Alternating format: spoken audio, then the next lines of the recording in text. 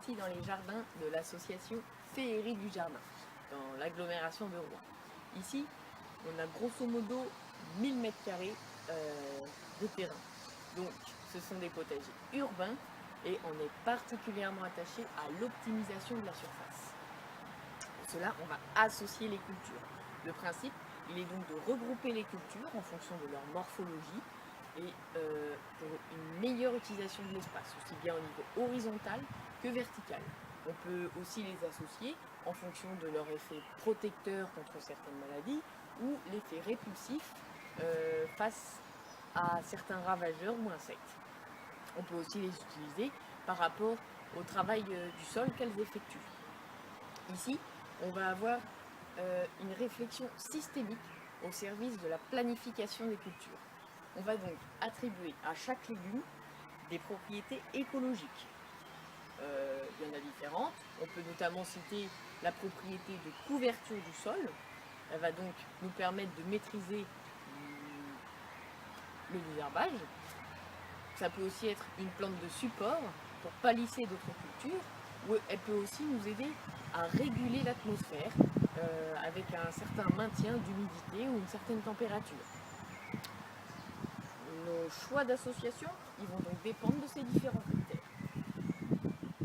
Donc, pour la suite, je vous propose de faire un tour dans le serre.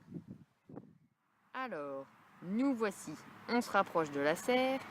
Donc, si on se dirige vers la planche numéro 1, on a semé le même jour, il y a environ un mois, 5 légumes différents qui sont les radis, ici, prêts à être récoltés.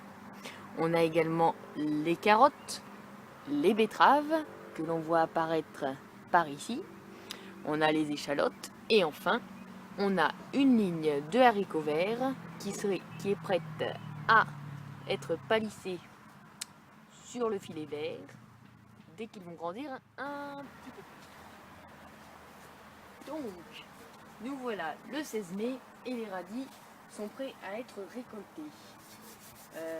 Je récolte donc mes radis et voyez-vous, je libère l'espace ici pour les carottes et les betteraves que l'on voit par ici.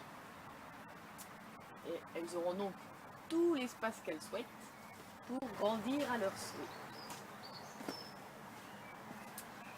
Voyez-vous, le radis, il nous a été de bonnes ressources pour la conduite de notre planche de culture.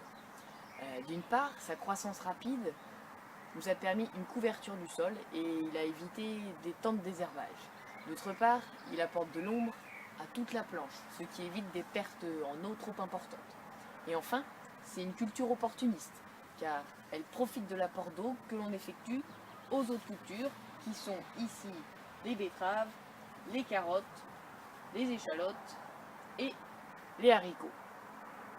C'est donc une économie d'arrosage et un gain de surface, car on n'occupe pas une planche à côté pour cultiver les radis. Et enfin, dernière chose, on n'oubliera pas que cultiver de façon totalement biologique, on pourra consommer les fans de radis. Voilà, oui, c'est une grave erreur de jeter les feuilles de radis, il faut les consommer en même temps que la racine dans les hors-d'œuvre. Car, outre leur richesse en de nombreux éléments, tels que la vitamine B, l'iode, le magnésium, le soufre, elles aident également à la digestibilité de la racine de radis.